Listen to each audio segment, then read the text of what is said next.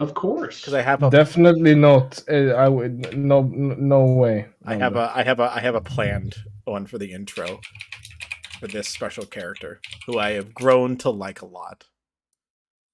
Is it Alpharius now, right? It is Alpharius. Yeah, it's Alpharius. Or is it Omegon? It's Alpharius Omegon. We're gonna cover them both. Listen, that's gonna get confusing in the end, so let's not start the joke now, because that actually does get confusing in the end of the lore. Wait, what? Alpharius or Omegon? Both. Yes. All right. I'm a dickhead. I am Alpharius. Yes. Fuck you. So let's go ahead and start the podcast. Wait. Can I just get a question before you start? What? Could you introduce it like my co-host Alpharius and Alpharius? I was actually going to do something like that. Yeah. Oh, that's really funny. So yeah, let me know when you guys are ready. Yeah, I'm good. All right. Welcome, everybody, to the Librarius podcast. Today we'll be discussing Alpharius and Omegon, the Primarchs of the 20th Legion known as Astartes, the Alpha Legion. And to introduce us, we are Alpharius, and this is a lie. I like that. My god. That is actually how his book begins, is I am Alpharius, and this is a lie. That's great. That's great. I like it. Because according to Alpharius, he is labeled a heretic and a traitor, but that doesn't matter because all records lie. And I'm gonna begin by telling everybody the kind of like everything's gonna lead into this. So this is kind of Alpharius's view on the universe. Direct quote from him: "Victory matters. Everything else is a delusion. With victory, we can build our dreams. Without victory, they remain dreams." So, fair enough. Knock, how long do you think it takes them to find Alpharius? Them, like who are them? The Imperium. How long do you think it takes the Imperium to find Alpharius?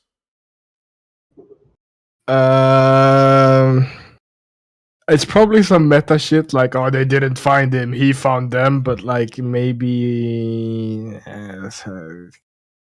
3 years? I don't know. 3 days. Okay, never mind. I'm way off. Because he crash lands into the Himalayan mountains on Terra.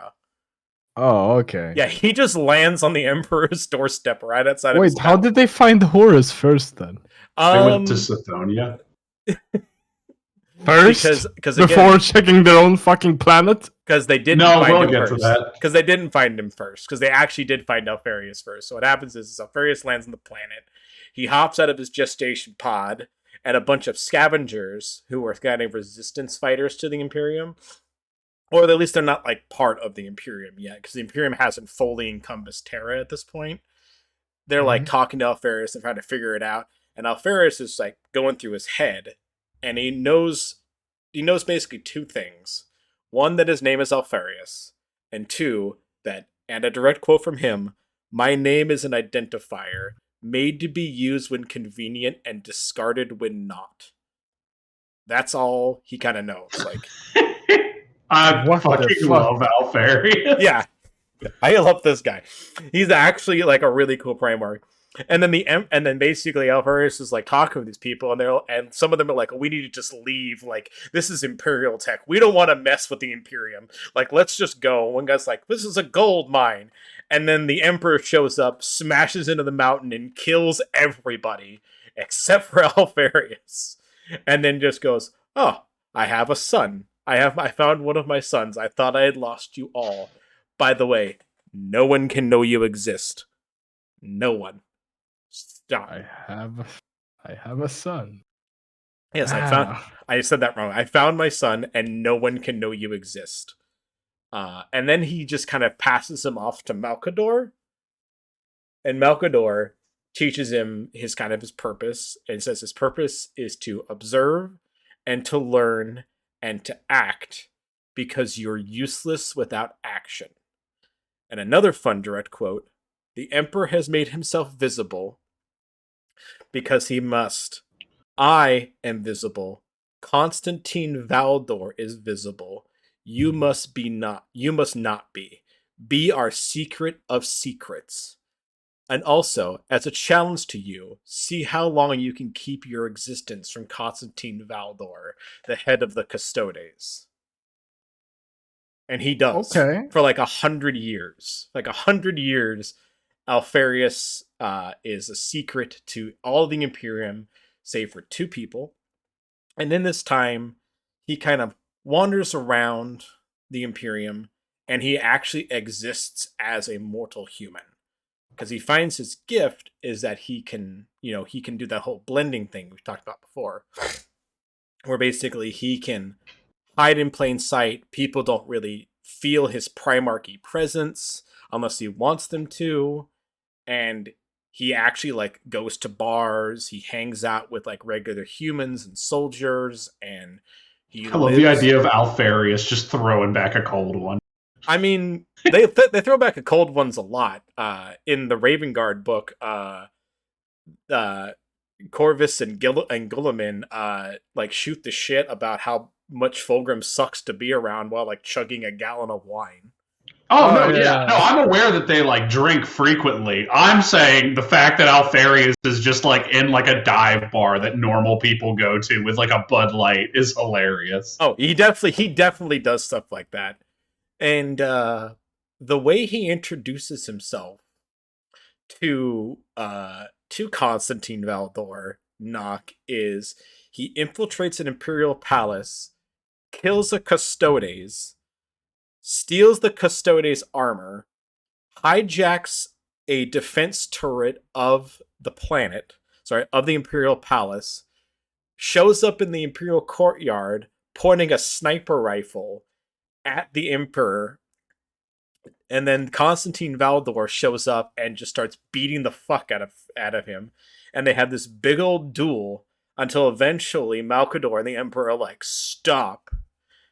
And then Alpharius basically tells Constantine who he is and like what he's all about. And he goes, by the way, your whole efforts to try to stop me from shooting the Emperor were nothing. And he pulls out a device and shows that he has access to the turret and says, the Emperor just flew in on a spaceship. I could have blown up that spaceship before I even entered this courtyard and killed your beloved Emperor. Your defenses suck. You need to do better, Constantine. Yikes. So in an ominous phrase, Constantine will do better in the future. Yeah, Constantine Valdor like swallows his pride pretty quickly because he realizes how much he fucked up. And goes, okay, so yeah, we're gonna make the Imperial defenses a lot better. And thus Alpharius is known to now 3 groups of people: the Custodes, the Malcador, and the Emperor. And that's it. And then shortly after this, he gets his legion. He gets his wonderful legion, the Alpha Legion. And he's given his first order: rid the universe of the Thunder Warriors. And he does this by going into the Dark Angel's armory, stealing a legion's worth of power armor, dressing up his legion as Dark Angels, and then massacring the Thunder Warriors. What a bitch! Dressing him up. But he also steals armor from all of the different legions. And so he has like Imperial Fists, he has Blood Angels armor, he has Salamander's armor, like all in his armory, because as the Imperium now spreads out amongst the stars, he never operates as the Alpha Legion. They operate as other legions. They dress up as other legions and basically just go on the other legions' missions with them, but then just kind of guide the mission in a certain way to do the Alpha Legion's overall bidding. So like, and the Alpha Legion is actually the ones that finds every single Primarch. Like, they hear the rumors and whispers of these demigod-like figures throughout the Imperium. And they're like, okay, we need to find a way to guide the expansion fleets this way and that way so that way they can intercept them. And that's how Alpharius, like, he finds, he's responsible for the finding of every single Primarch except for one. Can you guess which Primarch he didn't find? Alpharius. So Alpharius didn't find himself? Well, that's technically true. I mean, the other brothers. I mean, Omega, you're not bro. wrong. No, it's not Omega. Okay. He didn't find Corvus? Nope. The answer is I was at the meeting of every single one of my brothers except for Angron, and I don't regret that decision.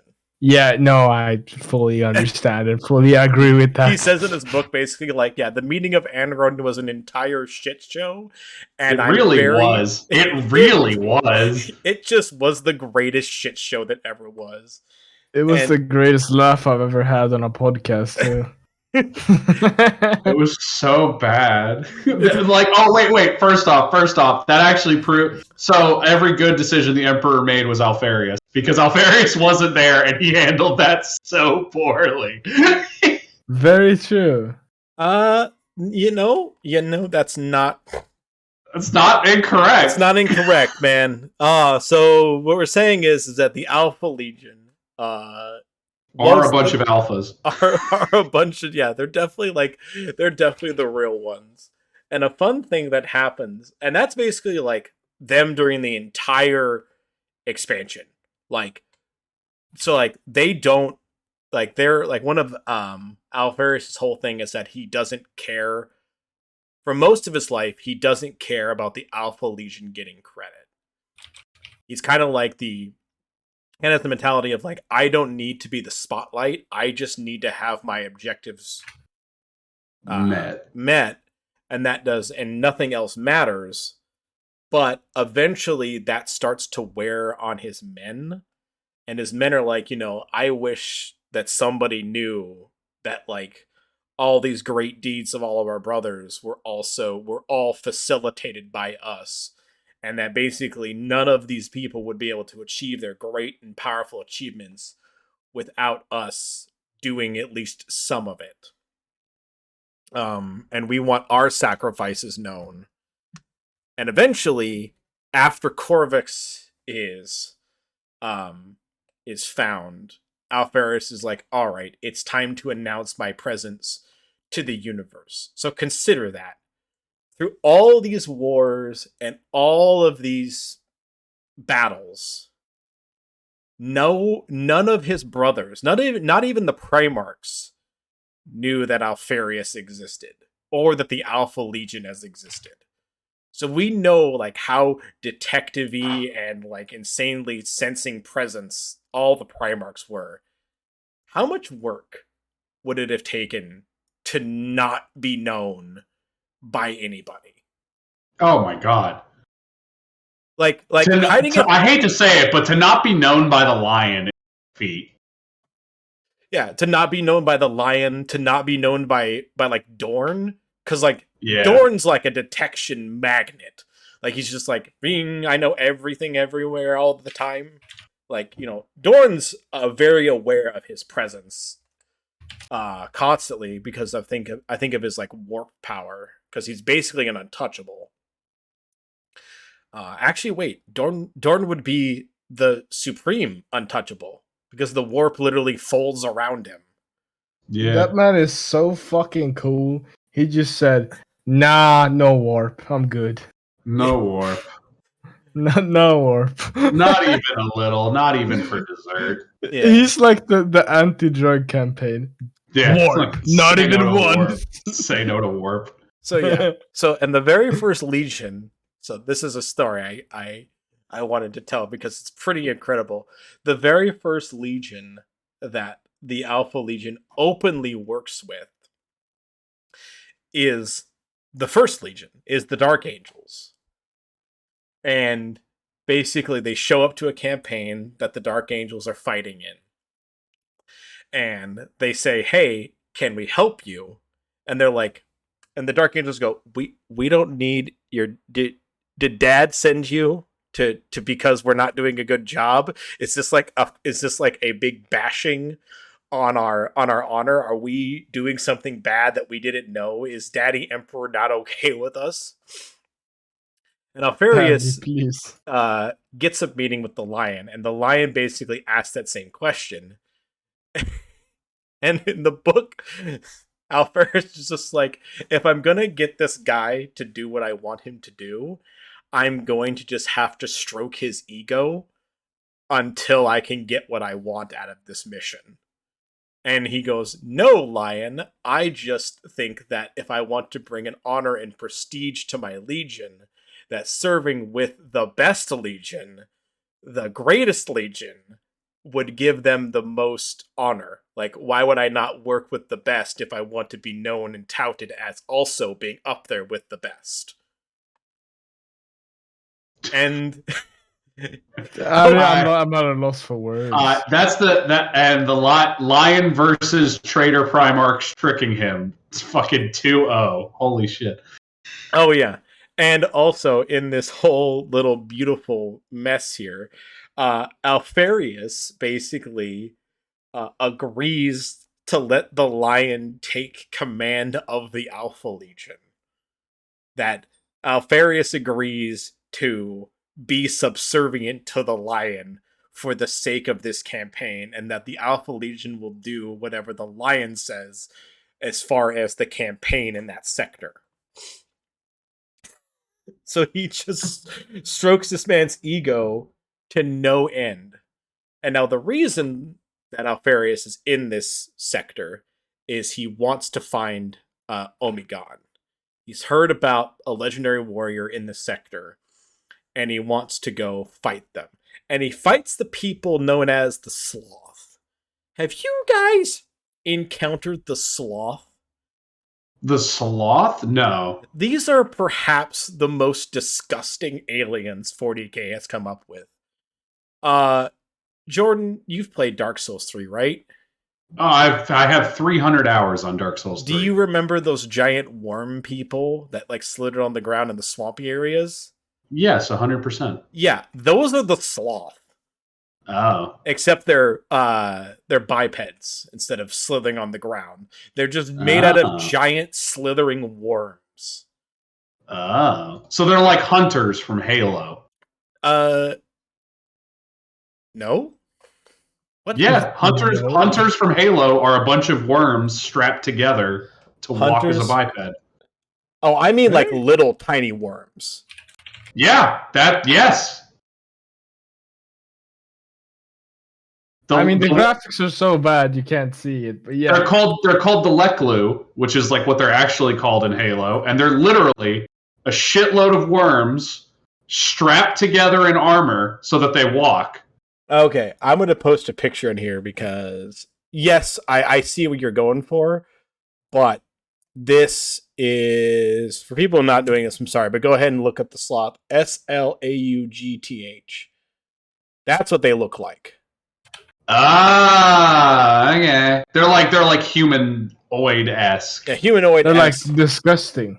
Okay. When you just said biped, I was like, a lot of things. Okay, that is a human. Yeah, but humanoid. Out of worms. Yeah, and they're fighting on this planet, and Alpharius finds this family. Yeah, that's what they're horrifying. That's gross. Yeah, they're really horrifying looking. You want me to delete the picture? No, it's okay. No, it's okay. No. 40k is horrifying. It's the grim darkness of the 40k universe. Like everything's disgusting. In the grim darkness of the 40,000 or the 40th millennia, there's only war. Fuck, I couldn't even say the tagline. Yeah. But no, so he's trying to find Omegon because he found out that like a single warrior like killed like an entire city block of these aliens, and he's like, oh god, that's got to be another Primarch. And Alpharius has always felt like this hole in his heart, like there is something incomplete about him, and he's never been able to figure out why. Also, nobody knows this is there. That's the greatest romance story I've heard. Because Alpharius just doesn't tell anybody anything. To fast forward a few thousand years. So the Alpha Legion, when they find out about the Primaris Marines, they find out the slowest out of any legion because each group of Space Marines doesn't tell the other group of Alpha Legion warriors about the Primaris. So every time a single group of the Alpha Legion finds out about the Primaris Marines, it's the first time they're hearing about it because they don't communicate well. Oh, There's so many secrets that they're not like, oh, hey, the other parts of the Legion, they should know about it. But so he finds his family, which is this lesbian couple, and they're like genetically like born daughter. And basically Omegon's asking like, what does he look like? And they're like, we don't know, we don't remember. Like it was kind of like a little blur. And finally Alpharius gets fed up with the conversation and peels off his helmet and says, does he look like me? And they're like, oh my god, it's a perfect, like an exact replica of you. And he puts his helmet back on. And he's like, all right, I gotta go deal with this. And he goes and he finds Omegon, and they fight like a giant sloth dreadnought together, and they have like a real close buddy moment where they're like, oh my god, I missed you. Like I can't believe I found you. I've always felt this hole in my heart. And now for Omegon's story. Omegon did not have the good loving childhood that Alpharius had, where he got to power around at bars and be with his dad the whole time. Omegon landed on a planet where this human civilization had completely killed itself. Like there is Omegon is described as the only living entity on the planet. Like there's not even vegetation anymore. Like it's Omegon and buildings. And Alpharius is like, how'd you get off the planet? Well, a bunch of pirates showed up. Oh, and they didn't. And Alpharius is like, oh, what did they tell you the name of the civilization? Nah, they weren't really in the mood for talking, nor for passengers. So I didn't really get the chance. nor Fair enough. Yeah, he says I tried to talk to them, and then they just started shooting at me, so I had to kill them all. And then, so Omegon grows up basically entirely alone, like Conrad and the Lion do. And that is important for their later parts of their story. But to move a little bit forward in the story, Alpharius now has a problem. There are now 3 mortals on the planet who know what Alpharius looks like. And what I mean by what I tell you that nobody knows what Alpharius looks like. If you go and look for the Remembrancer pictures, like these supposed to be the official pictures of what these Primarchs looked like, the one for Alpharius is just him in his full body armor with helmet. I was gonna say I've seen it. It's just his helmet. Yeah, it's just his helmet. Like every other Primarch, you can see their faces, but for Alpharius, it's just his helmet. So he goes up to these 3 people, and he's like, listen, we have a problem here. You know what I look like, and I can't let that stand. I would normally wipe your minds with my Psyker, but my Psyker got its ass kicked fighting the Sloth. So we have a big problem here, and I have to solve it. Hold on, huh? Just don't everyone in the Alpha Legion look like Alpharius? Yeah. They try to make them, some of them go through the surgery to make them, but also that's true for all of the Primarchs, because when you get a gene seed injected into you, regardless of what you look like you do turn into them. Wait, full stop, because that is true, except for the Blood Angels, and I don't know why. Wait, why doesn't it happen for the Blood Angels? Why are 19 other legions all have the same thing? But is Sanguinius too pure for that? What the fuck? Yeah, dude, no, I don't get it. I do, because Sanguinius, hawkish display, long blonde hair. Every Blood Angel is like this, like, grizzled, short black hair or long white hair. There's like 3 dudes that look like Sanguinius. Every single other Blood Angel just looks like a random variation of humans. So, wait, just to finish that off. Don't everyone fucking know what Alpharius looks like? Just look at an Astartes from the Legion. Though the Astartes from the Legion also don't really remove their helmets as well. And they their also whole thing all is have, they're like, and their whole thing is like the blending in. They all kind of have that power because that's like a thing that like the closest description of what an Alpha Legion Marine or Alpharius looks like is from the book Legion, and it's just they're described as a vaguely handsome bald Egyptian man. But like in the Praetorian of Dorn, they like there's this whole thing where this person infiltrates the palace. He's not wearing a helmet then, and I'm pretty sure at least one of the guards saw him. So they look similar, but they don't look exactly like Alpharius. Like it's not like it's an exact. But that was Alpharius. But was it?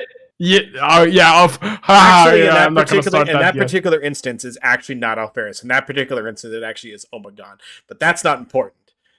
Like I said, it's gonna get confusing. I worked it all out because somebody did it. Because everyone complains that when they read Alpha Legion lore, it gets weird, and I'm going to get to the weird part next because it gets bizarre. Okay. So yeah, what do you think happens to the family? I have a bomb I could drop at the end of this Alpha Legion lore too. That'll even make it weirder. Yeah. But all right, continue. Go ahead, Nock. What do you think happens to the lesbian couple and their daughter? Because Alpharius says they fucking die. That is what I thought. Alpharius's actual plan is he gives them jobs. Yeah, he tells them like, "Hey, this planet's a hellhole and you're gonna die. So here are your choices. Here are your choices. Like because you're gonna die if you stay here anyway. So either I can kill all three of you right now, or you can swear allegiance to me and serve aboard my flagship." For all of time, I'll give you guys good jobs, good life, and I'll even train your daughter to be a valuable asset to the Imperium of Man. What's the daughter's name? Do you know that? I forget. She's not important. They don't. None of them grow into being anything significant in the lore. The daughter becomes just like a generic pilot for the flagship. One of them becomes like a scribe, and the other becomes a cook. So they're not like high-level jobs, but he does give them like good jobs and doesn't like turn them into a servitor. Like they do get to live out their lives, like in the happiest, probably one of the happiest endings you can ask for in the 40K universe. Like you had the just getting to have a decent job on a spaceship. Yeah, a decent job on a spaceship with like infinite protection. So there's the reason why I ask is there's a female agent who was in the book as well. No. The That's daughter, not the same one. Okay. The daughter does not do any kind of spying thing. Like I said, she just becomes like a generic pilot. She's not. She doesn't become anything important. But she does get to like not be killed on a horrible planet to worm people. Which is that's pretty good though. That's pretty good. I'd consider that a win. I'm not eaten by worm people. Yeah, in the Grimdark, that's absolutely a win. Yeah, that's absolutely a win. So Alpharius and Omegon basically go, all right, we're gonna switch. And you're gonna be Alpharius, and I'm gonna be Omegon. So Omegon takes on the role of Alpharius, and Alpharius takes on the role of Omegon. And basically what happens is that the actual Alpharius just fucks off into hiding and just kind of lets Omegon rule the Alpha Legion for a little while.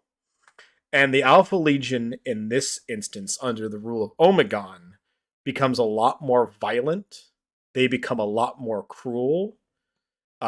They're more indiscriminate with killing civilians because Alpharius' whole thing was that he cares about the human race and wants to preserve it for as long as possible.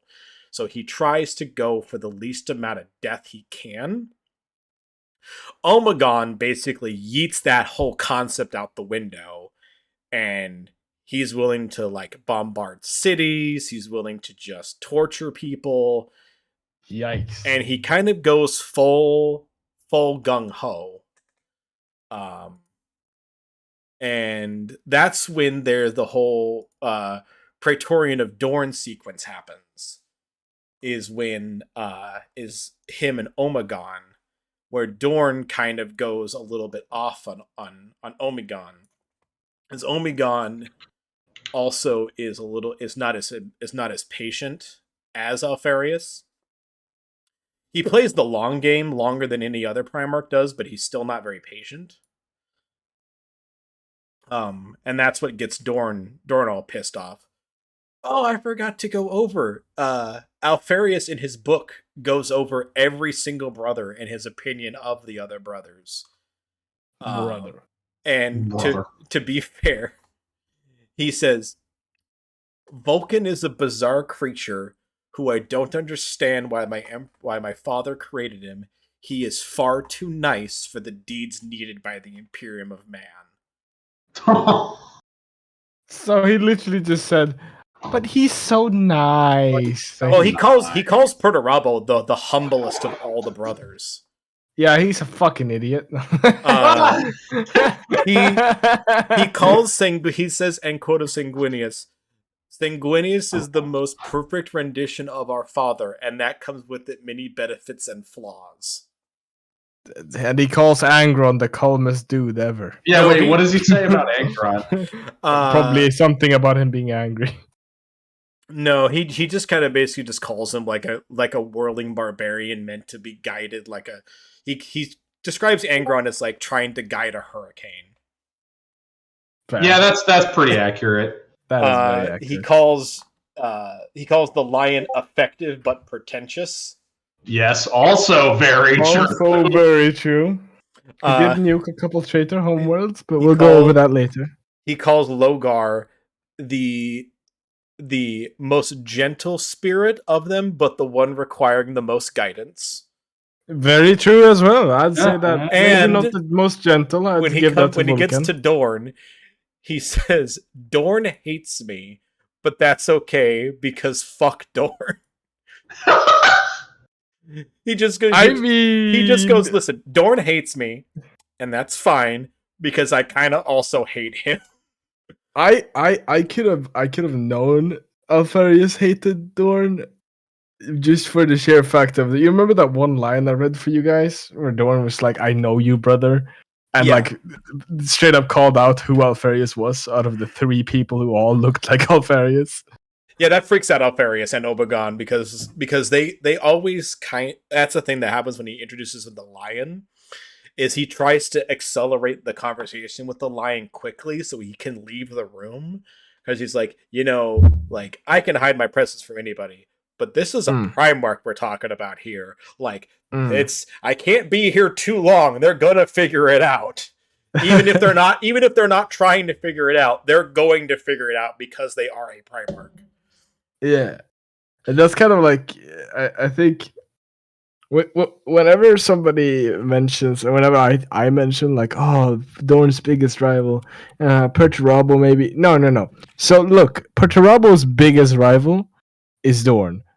But Dorn's biggest rival is Alpharius, and Alpharius' biggest rival is Dorn. So, like, it's kind of a love triangle. Doesn't that make it so much sadder for Perturabo, who just sad. wanted somebody to recognize him? He's not even good enough to be considered a fucking rival for his own rivalry. That's so sad. I want to give Perturabo a hug. I don't, considering what he did after the fucking attack on Terra. Yeah. Oh, here it is. Logar, he could never work out if the Emperor's arrival actually helped him or not, though he knew Logar was the most enamored upon their meeting and he would have benefited the most from being the one to land on Terra. He should have been in Alpharius' place. He was not present at a number of the Primarch. He was present at a number of the Primarch's first meetings, but he was not present at Angron's, a decision he does not regret. Fair. None of us like Kurz, and I'm fairly certain he despises us all equally in turn. I do not respect. He said everybody hates Conrad, and Conrad hates all of us. I mean, he's right.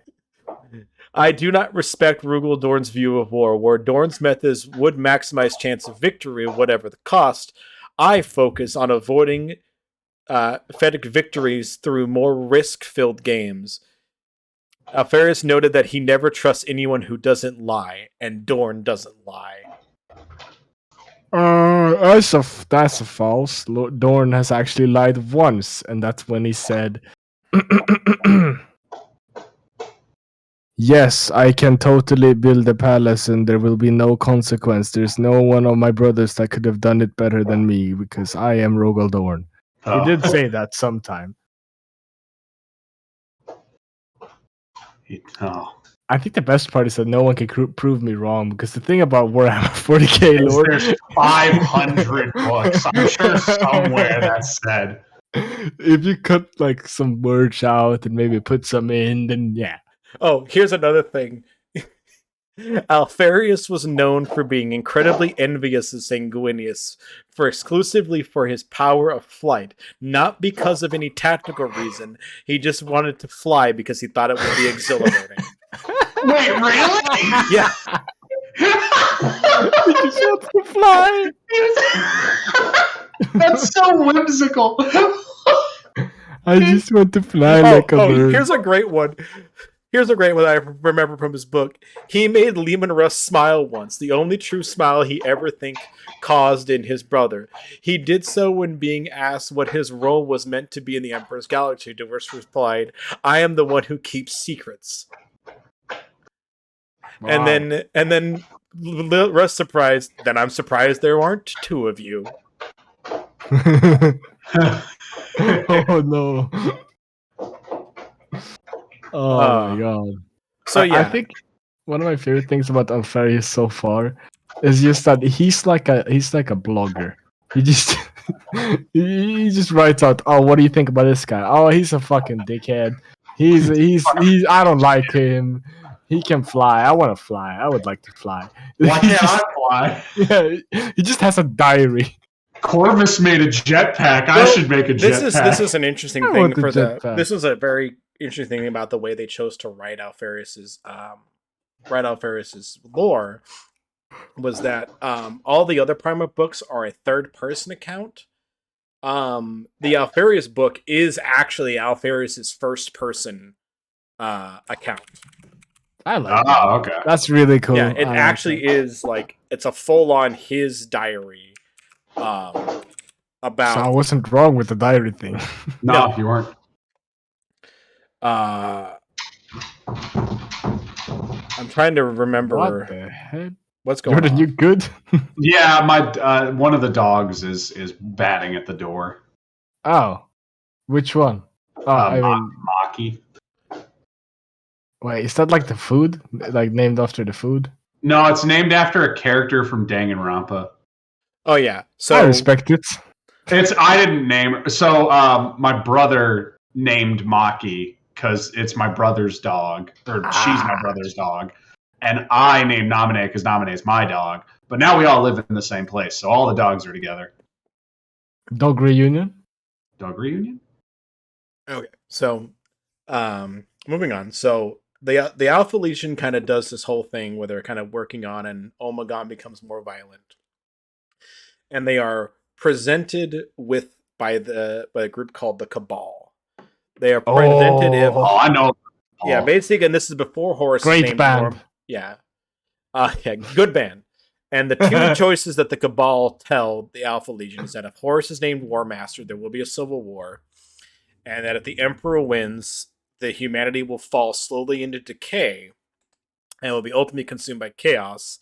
And if Horus wins the war, crazy. After 2 or 3 generations, Horus would be racked with guilt for slaying his father, the Emperor, and would ultimately obliterate all chaos-tainted factions in the galaxy and humanity itself. And humanity itself would remain in a constant state of infinite war. How did they how did they know that? Who are these people? Because I read the book. Yeah, no, the Cabal's in Legion. Yeah, they're the Cabal is a group of. But I still don't understand how they know this shit. Yeah, they're a variety group of Xenos, including the Eldar, and I think they use Eldar Farseers to just tell the future. Yeah, and they're also like they can do that. Yeah, that's what a Farseer is. What the fuck? Wait, hold on. Are you not aware of how incredibly psychically powerful all the Eldar are? I just know that they fucked a god into existence. I don't know anything else. So there is a type of Eldar called a Farseer, and that Eldar's entire job, it's usually like one per craft world, and that Eldar's whole job is literally just seeing into the future. Okay, so how the fuck do they lose fights if they can see that? They don't lose that often. Oh, okay. Because prophecy is not set in stone in 40k. Yeah, prophecy in 40k isn't set in stone, but it does give them a tactical advantage. So yeah, fair enough. So the Alpha Legion whole thing, and also when they die, Slaanesh says hello. So like, yeah, that's a great way to go, I'd say. It's not because what happens is they don't go to Slaanesh's place and live there forever. Their soul is forever consumed into oblivion. Yeah, I mean, Fulgrim got turned into a snake. No, they don't get to live as a Slaaneshi demon. Yeah, they don't get to live. They just blink out of existence forever. Yeah, Slaanesh consumes the souls of all Eldar upon like their death. Yeah, they don't get to. They go away forever. Okay. They're like Horus. So that's arguably better than living, though. I mean, fair. Yeah, well, supposedly the actual process of being devoured by Slaanesh is supposedly like the most horrifying thing you could possibly imagine. Okay, fair enough. So yes, so the Alpha Legion with their whole humanity must survive the longest. They side with Horus in the Horus Heresy. They fight on Istvan 5, killing a bunch of their brothers, and then while Horus and Logar are whipping together the legions, the Alpha Legion goes to Terra. Specifically, Omegon, disguised as Alpharius, goes to Terra and spends Omegon disguised as Alpharius, disguised as what's it called, Selenius or something. It doesn't like matter. One of the majors. Just like put a bullet in my head anytime we talk about who Alpharius is. Yeah, so Omegon spends 5 years collecting information on Dorn and psychologically torturing Dorn. When Dorn's alone on Terra, one of the things that Omegon does, if no one remembers this, but I want to make sure everyone is aware of this, he goes into this big palace where a statue to all the Primarchs is and the Emperor, and he smashes every single statue except for Dorn's and Alpharius's, basically to send the message to Dorn, buddy, no one's coming to help you. It's you and me. And that's it. You are alone, Rugal Dorn. And no one's going to come help you. I want to add to this. This is from the Praetorian Adorn, the book. Great book, by the way, and that scene is amazing. That whole, him going to Terra and terrorizing him. In the book, I think he was in some sort of stasis as he got to Terra before blowing up the statues. So that was kind of like the main mission, was to go and blow up the statues to then fuck with him. Yeah. In the book. And also, it was Omegon disguised as Alpharius, disguised as Selonius. That's the whole long chain, and it ends there. That. And so Omegon, for 5 years, has Dorn on the mental and tactical ropes. Omegon is actually beating Dorn, constantly for these 5 years. Dorn is continuously losing again and again and again to the Alpha Legion's tactics, until Omegon decides that sneak attack tactics and subterfuge and trickery are no longer what he wants to do, and he engages the Imperial Fists into a full frontal assault in an attempt to kill Dorn, which results in Dorn doming Omegon with a chainsword and splitting Omegon's head in half. But I'm sorry. At least in the book, that's not exactly how it went down. It was he didn't assault the Imperial Fist. He lured them onto Pluto, I think. Yeah, but he still engages in a frontal. Yeah, he opened. Yeah, but that's after also he lured the Phalanx away from the Sol system. Yeah. He does a lot. Okay, I'm not going to cover everything he does. But okay, yeah, no, because like he didn't throw himself at Terra like an idiot. Like, no, he didn't throw himself at Terra, but he did engage in a stupid thing, which is a open warfare against the king of defense tactics. And he killed my favorite character, bitch. They killed the Archimus? Archimus. Yeah, they killed Archimus. Yeah. So that's the first thing that happens. And so before Omegon dies, he sends one last transmission to Alpharius. And Alpharius is really, really hurt by this. Because he says, we've lost the most men. We lost a Primarch. And he starts to question whether the Cabal were right and whether or not prophecy is that big a deal. So this last transmission of Omegon was Dorn's playbook. All the schematics for the Imperial Palace, all the schematics and tactics for the entire defense of the Sol System and Terra were now in Alpharius' hands. Alpharius has the opportunity right now to walk into the Imperial Palace and kill Dorn outright. Because everything Dorn has planned for his entire life is laid out in front of him.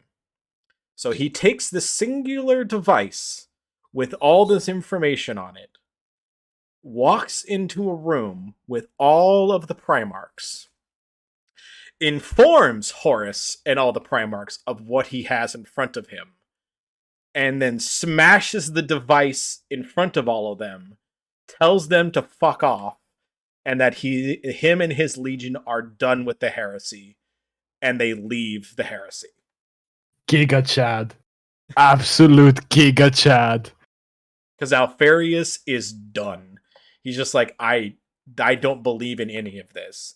And then he turns his forces on the traitors and kind of spends the rest of his existence being seen as a traitor, but fighting the traitor legions through subterfuge and subversion. He doesn't fly into Terra. Oh my fucking god! Yeah. Yeah. That's why there's on the wiki it says like Alpha Legion, and their like battle cry is for the Emperor, and then believed to be mocking ? Yeah, I believe that they're not actually mocking them. I believe more that they have turned it there. Because one of the things Alpharius does, like in the end of his lore, is he kind of admits that none of his living brothers would ever be able to forgive him. Which, to be fair, think about the people he has to try to convince that he's alive and that he's on their side. He has to convince Dorn, who's basically been mentally tortured, and the Lion, and Lehman Russ. Do you think you could convince those three people that you're no longer the bad guy? I mean, he could maybe convince Vulcan, but no one else. He could probably convince Vulcan and Guilliman, but that's not going to be enough. He could probably convince Vulcan and Guilliman of why he did what he did. Because Guilliman appreciates Alpharius' tactics and actually like absorbs some of them. However, there's no way you're convincing Russ, Rugal Dorn, and the Lion that you were a traitor and are not a traitor anymore. Which is weird to say, considering that the Lion's half of his legion turned to chaos and he had to obliterate half of them. From reading the Praetorium of Dorn, I think maybe there was a possibility of possibly somehow Dorn would forgive him if it weren't for the case that Omegon slaughtered like half of his Huskarls and the leader of his Huskarls in front of him. Then, you know, I feel like that kind of was the nail in the coffin. Yeah, that's kind of like, because like you can step on a dog's tail and apologize, but once you cut his legs off, it's kind of impossible. Yeah. What the fuck was that comparison? That was actually but it was poignant. It made sense. It made sense. Yeah, but that was dark. I mean, 40K. We are discussing the grimdark. Yeah, discussing the grimdark of the far within theme in that case, dude. Fuck. So yeah, Alpharius Dude, fucking has leave. been confirmed dead about 10 times. But oh fuck! Because after the Siege of Terra, Guilliman does go to the headquarters of the Alpha Legion and like fight them, and he domes a dude who says he is Alpharius, but Guilliman says, "I'm not too certain I killed Alpharius because this was way too easy." Yeah. Yeah. No. Did Dorn say that? No, Guilliman. No, Guilliman's Guilliman. Dorn's too busy being a sad boy emo and cutting his wrists by killing half of his legion in the iron cage at this point. Why do Guilliman goes on a revenge mission to kill Alpharius, and after he does like blow up the whole base and kill him in the combat, Guilliman's just like, that was way too easy. I'm not actually convinced. Like yes, they say Alpharius is dead, but I'm not 100% convinced of like what happened here is really what happened. But so the official record is that Alpharius is dead by the hands of Guilliman, because that's all the proof that they have is that Alpharius is dead. But in the technical quote unquote true lore, but remember, all records lie. Dude. That is that Alpharius is still alive, and he keeps fucking with the traitor legions. I have a chunk of Alpharius lore that would be poignant to this episode. Go ahead it would and say also it. Would also spoil stuff for you, Casca. No, go ahead and say it. I don't mind.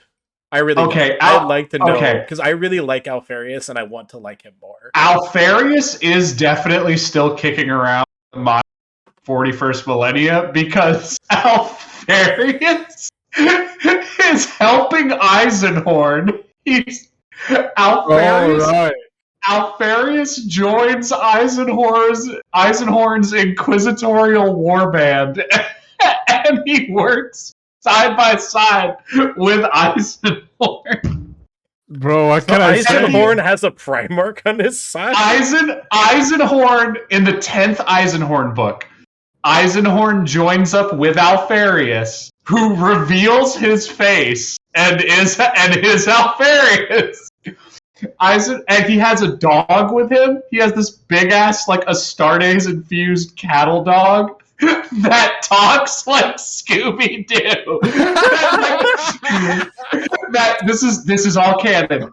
It growls and like says like Alpharius's names and shit, and like kind of speaks for him before he starts talking, and he works with Alpharius. And okay, fuck. I don't know how much you want. I don't know how much you want me to spoil, but this makes very much sense as to why Alpharius is working with Eisenhorn. So, like, I don't know how far you want me to go with the lore for it, but I think I need you to stop, though. I think I need to stop. Yeah. It's too. We're getting a bit much, but that's cool. That's cool because it's in the 10th book. Like I'm going to remember what happens in 10th. Yeah. So yeah, in the 10th. Yeah. So that's what Alpharius is doing because the 10th book is happening in like modern, up to date 40k times. Yeah. So if you want to know what he's doing right now, he's working with an Inquisitor and fighting chaos. Wait, hold on. Can I just ask a question that's not related to continuing the story? Sure. How are you sure it's Alpharius and not just some Alpha Legionnaire introducing himself as Alpharius because that's what they do? Well, I'm fully aware of that. You can't. But the problem is, you can't know it. But it is the descriptions of this Alpharius and Alpharius given in Legion are very similar, and it also they fight. Well, fuck. I don't know if Casca wants me to spoil that much, but like, there's a scene. We can wait till Casca gets to it, and then we'll in 10 months. In 10 months, there's a scene where there are other outside sources kind of confirm that it is probably Alpharius. So yeah, and to anybody out there who is listening who might be confused Don't worry. All 40k lore is a lie.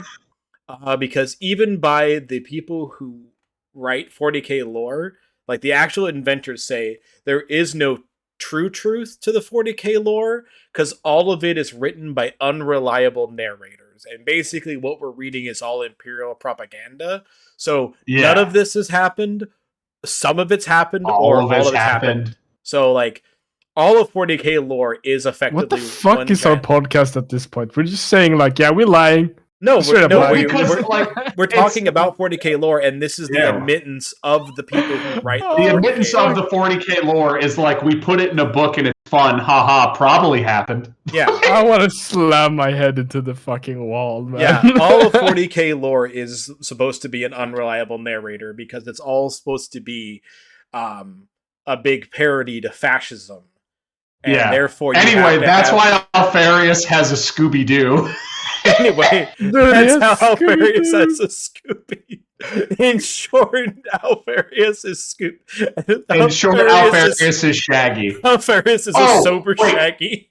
This doesn't spoil anything, but it is hilarious because in the 10,000 years Alpharius fucks off, he adopts what is most likely the edgiest pseudonym of all time. Do you want to know what his alias is before he introduces himself as Alpharius? No. What? He goes by, I shit you not, Death Row. What the fuck? I'm done. Well, speaking of Death Row, can I please just say something I want to get off my chest? About the Trader's Rock book. They've bumped up Arminka's powers so much. Like that. She gets locked into a room with an Ogren and 7 dudes who all are trying to beat her up. And the next time we see her is a commissar walks into the room. There are 8 dead people in the room and Arminka holding a bloody knife. Holy shit! What the fuck? She's just like, and she goes, listen, I can explain. Dude, what? Yeah. I might be lying about the Ogren part, but there's definitely like a gang of people try to go up and kill her. And then she basically just murders everyone. She just goes full Harlan Nail? What the fuck? And then a commissar comes into the room and she goes, I can explain. Jesus Christ. She has a reason to kill them all. Like, all these people, I'm sure. They deserve to die so fucking bad. But yes, but speaking of what our podcast is, everybody, is everyone else realizing that we've reached the end of the project? The project we set out to do all the Primarchs. is done. No. I mean, I guess we could do an episode on Omegon, but like, I'm not doing that. We've already spoiled it. He's fucking dead. He got slaughtered. Omegon is dead. Like that is confirmed as far as 40k lore can be confirmed. Or at least this. One of the Primarchs is dead. Because there's a scene, I remember this. There's a scene in the Praetorian Adorn where Alpharius / Omegon, I agree with you that it's Omegon, but just runs through squads of Astartes like they're nothing. And I don't think a regular ass Alpha Legionnaire can do that. So no. They're all good and like they're all like better than like an Alpha Legion soldier is kind of better than all the other Astartes soldiers just because of the way Omegon and Alpharius like designed their legion, because they designed it that way there's no important person. Because Alpharius worked his legion because he didn't like he didn't like the Dark Angels where they had to be good at everything.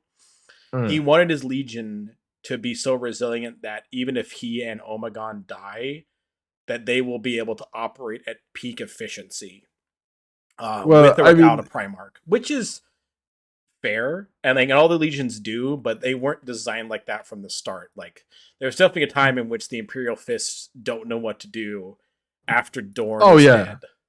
Same thing. It happens in the Praetorian of Dorn book. Like the Archimus, who was the pretty much second in command, had no fucking clue what to do once Dorn left. So I mean, not really. But also, when I'm talking about squads of Astartes, I'm talking about he was surrounded from both sides and he just walked through them. That seems a bit extreme for one Astartes to do to other Astartes. No, it's definitely Omegon, and that is definitely Omegon. As far as the confirmed lore, like that's like the thing that happens. Is that basically once they meet, it's like so basically right before Horus becomes War Master, everything after Horus becoming War Master up until the death of Omegon, everything you know that it happens that is claimed to be Alpharius is Omegon doing it. So like the whole heresy, Alpharius is basically just chilling on the shitter, like while Omegon is like killing millions of Astartes. So yeah. So as far as the future of this podcast goes, for anyone out there listening, we're going to do an episode on the Big Green, which is a thing the Catachan jungle fighters fought, and it was a war boss. That's the next episode. Really? No, I don't know. I was just saying shit. That is true. So that the Catachan jungle fighters did fight an orc war boss called the Big Green. That is real. There's going to be probably a little bit more episodes a month, but we're going to do one lore episode a month. Kind of what I've been thinking, because me and Jordan, because one of the jokey things that we've been saying that Nock renamed our little text chat is that this is a glorified book club, and me and Jordan, which is true, want to do a book club based around the Eisenhorn and the Cadia series.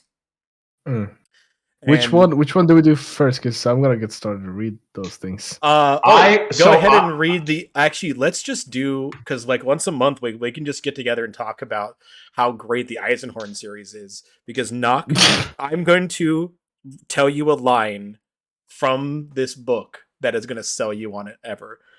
Okay. The Inquisitor is talking to a dude and gets frustrated and responds with, "Sir, do as I ask. My patience is limited, unlike my power." Oof, that's fucking cool. Yeah. There's in the same conversation, he talks to a different guy, and he's in a room talking to two dudes. One guy he knows, one he doesn't, and the guy that he doesn't know keeps like piping up with questions. And at one point he says, "If that man says another sentence without identifying himself, I will throw him through the window." Jesus. I will throw him through the window and I won't open it. Yeah, that's what he says. I'll throw him through the window without opening it. That's what. And not to bring it back again, but I can't drop this. So when Dorn met Alpharius, he knew exactly who Alpharius was. Yeah. But when he killed, well, okay, I'm just gonna call him Omegon because that's what we all think it is. When he killed Omegon on Pluto, he said said that was Alpharius. Yeah, was he just fucking confused? Yeah, he is probably. He is just confused because that's like he went through a lot during that. Because that's something I didn't tell everybody. Nobody knows Omegon exists. Only one other person actually knew Omegon exists, and that is Alpharius. Because basically they're like, all right, nobody can know you actually exist, Omegon.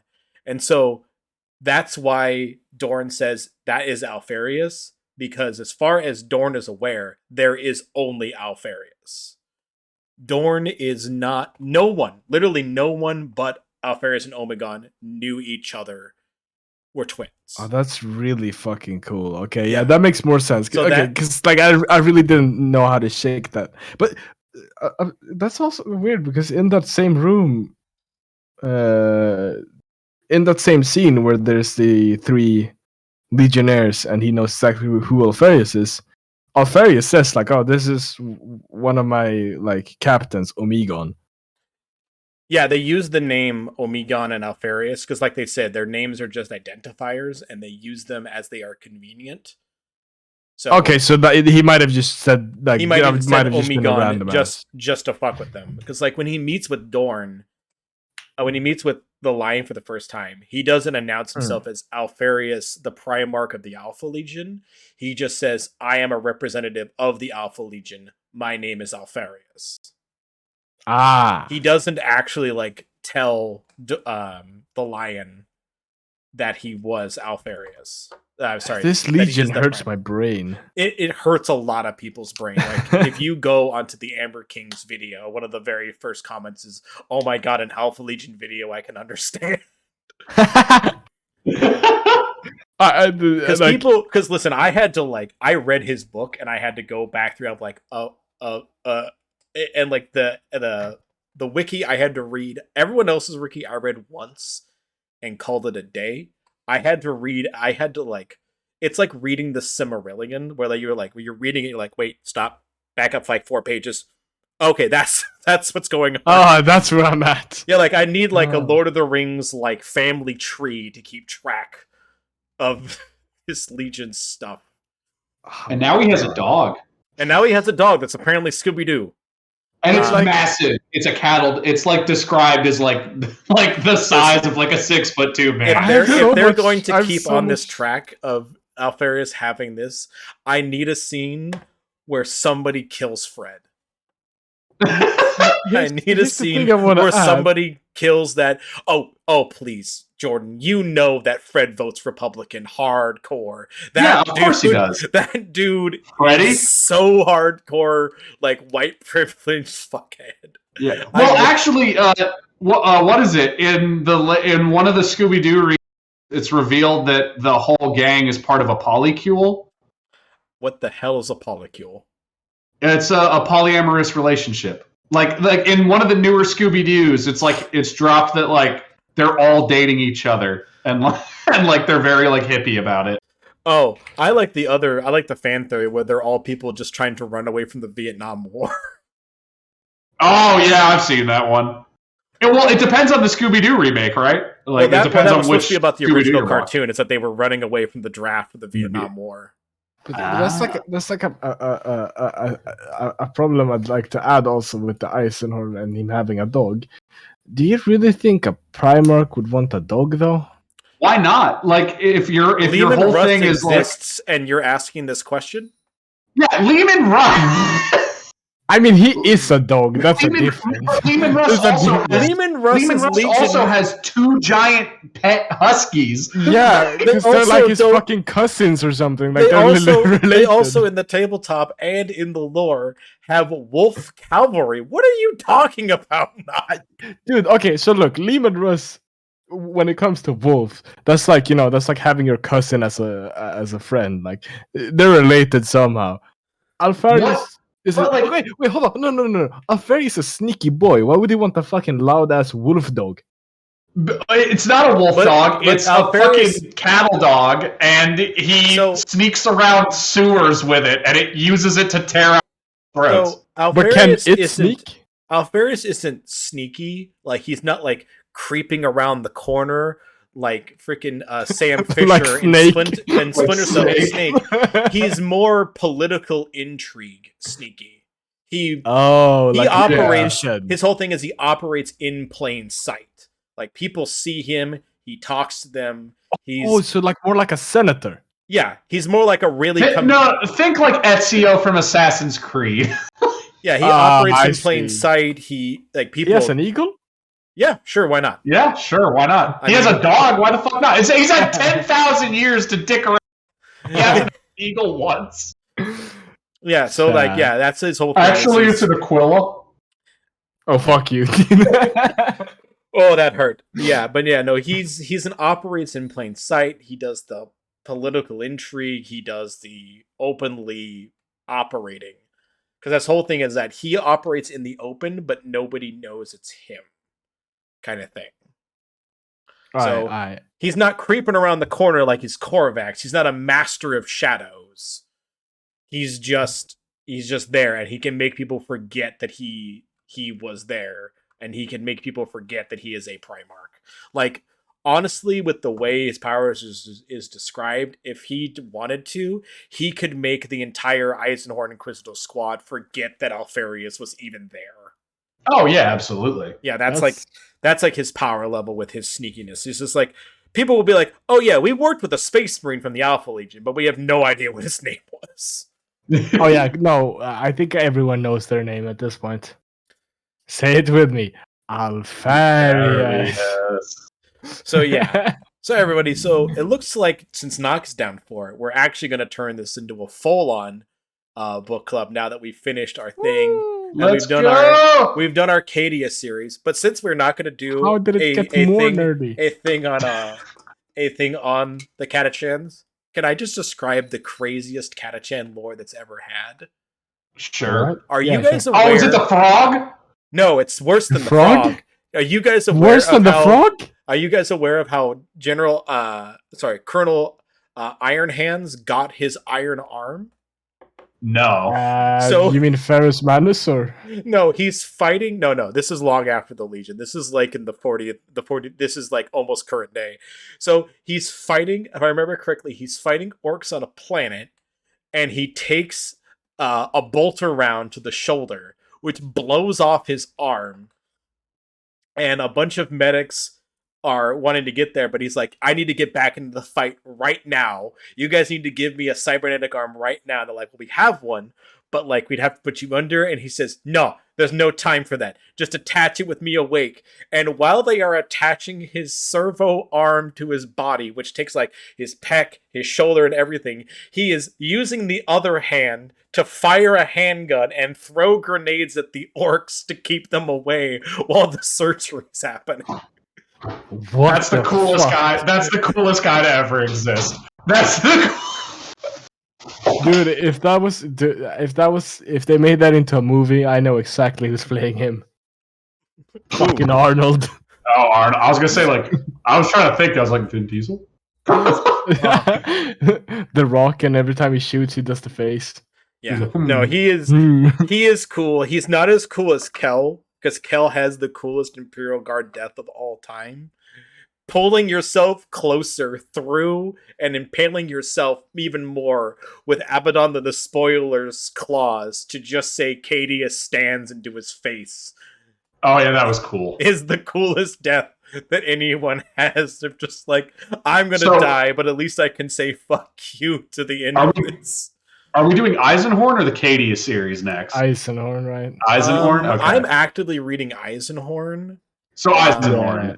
I mean, I've only I haven't even finished the first book in Cadia, and you guys have already finished it. So you used to be waiting for me. Well, it's still ongoing. So it's still ongoing.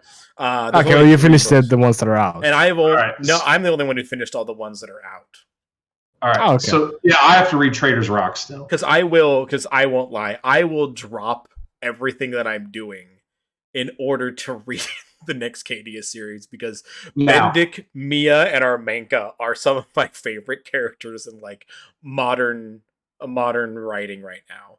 But guys, we're way over time. We're way over time. So real quick, because people need to know that we're getting into the Eisenhorn series next. For those of you at home and also Knocking Casca, you do not read this series in the way you think you do. You read the first 3 Eisenhorn books, then you read the the 3 Ravenor books, go back, read the 4th Eisenhorn book, and then you read the 3 Beckwin books. And that's how you read the series. All right, you're going to have to post that because there's no way I'm going to remember that. Okay, yeah, I got you. All right, so yeah, stay tuned for Eisenhorn reading lore. Mm-hmm. And ratings. Mr. Dorn worshipping man. Yes. What's your rating of Alpharius? So look, rating this dude is as hard as talking about him because like if I rate him on the stuff that Omegon did, if I rate Alpharius on the stuff a random Legionnaire did. We can do 2 separate ratings. You can give an Alpharius and an Omegon. Yeah. Let's give an Alpharius and an Omegon one. On Omegon, I'd give him a 4. Not because like I dislike him, but because he was so fucking stupid. Like he had the ball and he was standing on the 3-point line and he just threw it backwards. Like there was like the plan he had and everything. Like read the book, you'll see what I'm saying. He basically invited Rogal Dorn to teleport right in front of him. He's an idiot. Anyways, so Alpharius, I'd probably give him a solid 9 just for the Chad energy, and also because like it's I know he's kind of the Dorn angry man, not good, but like he's still fucking cool. Like it's cool to be a secret agent, dude. Favorite childhood memory was watching James Bond, so like I have a little bit of love for you the spy. You gotta have a little bit of love for the spy shit. I do. I am a James Bond. What about fan. you? What about you, Alpharius? What do you rate him? So Alpharius, thank you for the question, Alpharius. Alpharius will rate Omegon again. Like I'll give him a 4 because like all he really did was be bad at job and vague chaos Primarch. Like he showed up and was just like, I kill more people, I lose to Dorn. However, Alpharius, I give a solid 8. I'm going to give an 8 to Alpharius. I like him a lot. I think he's really cool. I think he's special. I think he has his moments. Yeah. Okay. What about you, Alpharius? I'm going to give my my twin brother Omegon. I'm going to give him a 3. I kind of hate this guy. I kind of hate this man. He doesn't have an interesting story. He doesn't even have the interesting story or book like Conrad did. So I can't really give him very high. And Alpharius, I'm gonna give my second ever 10. Yeah. Oh, I really like Alpharius because Alpharius, Alpharius, I got the 10. Alpharius has something I got a 10 that too. that only one other Primarch has. Only 3 Primarchs have ever done this one thing, and it took one guy a 10,000 year. It took one guy a 10,000 year coma to figure it out, admitting that they were wrong. Only Leman Russ, Guilliman, and Alpharius have lived to say, "Hey, I was wrong," and have admitted it openly in their lore. Now, Guilliman, it took him 10,000 years of coma and realizing how fucked the Imperium is. But I'm sorry. Finish your thought, and then I have a genuine, serious question. But that's it. Like basically, Guilliman admitted he was wrong after seeing how the Imperium fell apart without his rule.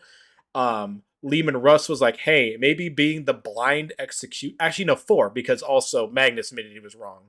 Because Leman Russ and Corvus, right? Didn't he say that the Imperium was shit after a while and just fucked off? But he didn't admit that he was wrong. He didn't say he was wrong. He said everybody else.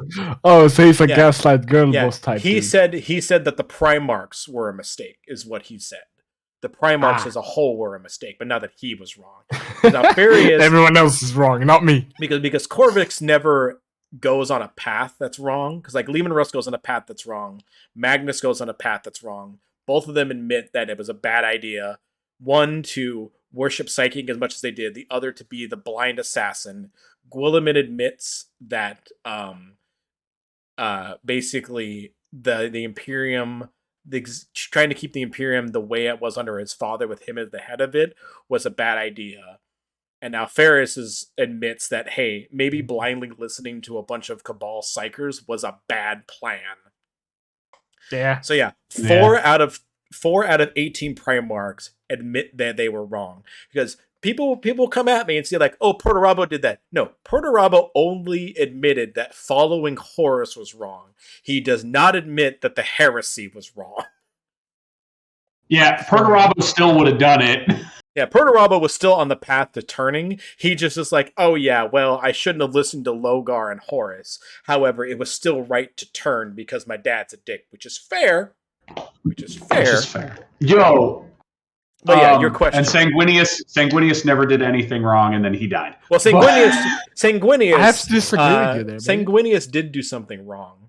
He did the same. Oh, he hid the red thirst, but no, not even that. Is that Sanguinius fell to the same problem that Alpharius and Conrad and seeing into the future. Well, seeing into the future and discerning it as the fate that could not be avoided, like. Knowing that, believing that was the only outcome is Sanguinius's flaw.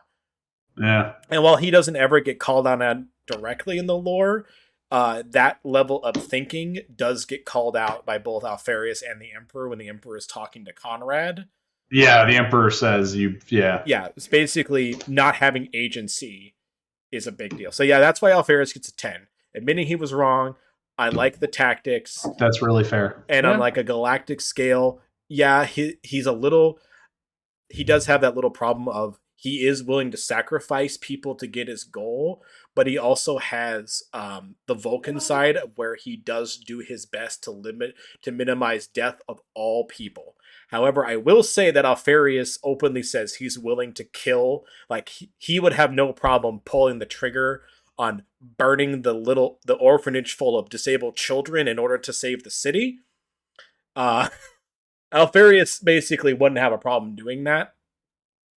So, but yeah, still a 10. Still a 10. So, Alpharius, what was your question? My question, and this has nothing to do with Alpharius, but somebody said Guilliman, and I've been thinking about this. Why? All right, Trazyn, right? Mm-hmm. Trazyn, okay. Yeah, his whole thing goes around Pokemon collecting powerful people from all different factions, right? Yada, yada, yada. Yeah. Guilliman was literally like in a refrigerator. Why the fuck did Trazyn never one time show up and just be like, mine? Because he wants to refrigerate them himself. Because like everybody knew where Guilliman was. Because he already has 3 Primarchs.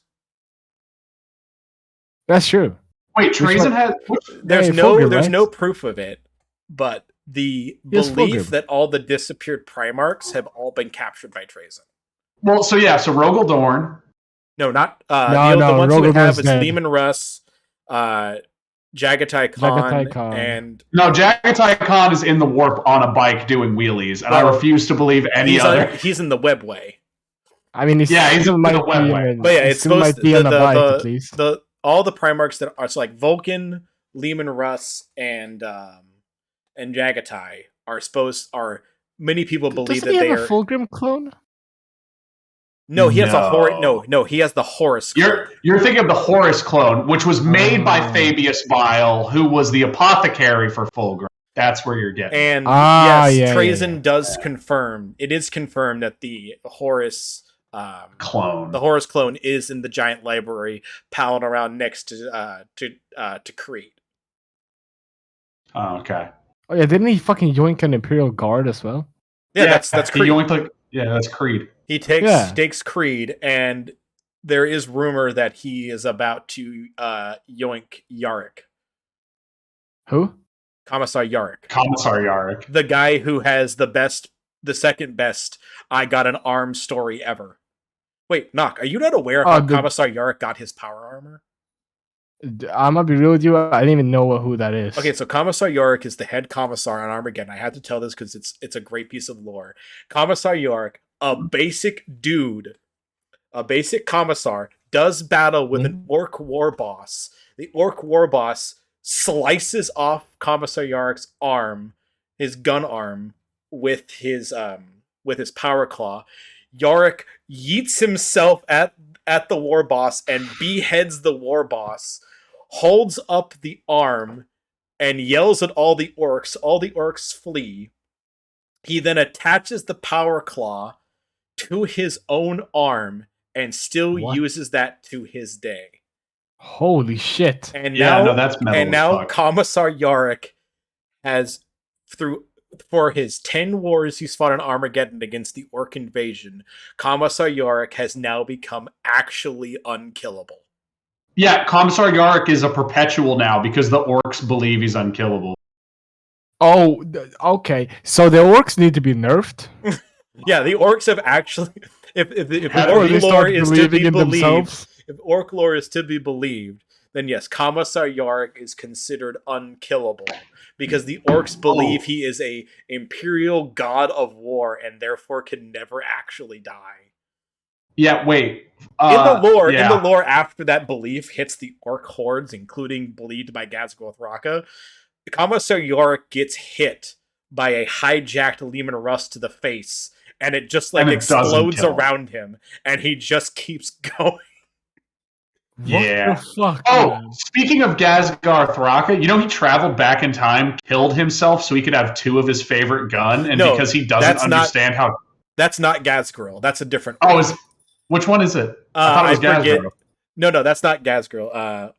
Orc who traveled back. There's an orc that travels back in time to get to kill himself, so he can have 2 of his favorite gun. Yeah, Grit's Guts. He travels back in time by accident, and then he finds himself, and then he kills himself so he can have 2 of his guns. And because he doesn't understand how time travel works, because orc magic, it doesn't affect him. Like, he's just like, it wouldn't affect me because orc magic, because I don't understand how it would affect me. So he just is fine. Also, it is my personal theory that the only way that they can put a fist in is if Trazen kidnaps him. Like, that's where he is in my brain. Yeah. Okay, so we gotta end this episode. We're way over time. Oh yeah, we fucking are. We've been having a blast though, and yeah, it's been fun. I'd need to have like a day where I just chat shit with you two. I can keep going. I honestly can keep going. 10 months from now, the both of you are going to read something in Eisenhorn that's going to blow your fucking minds, and I'm going to lose my shit that I can finally talk about it. So is it better? Is it better than a prostitute coming on to?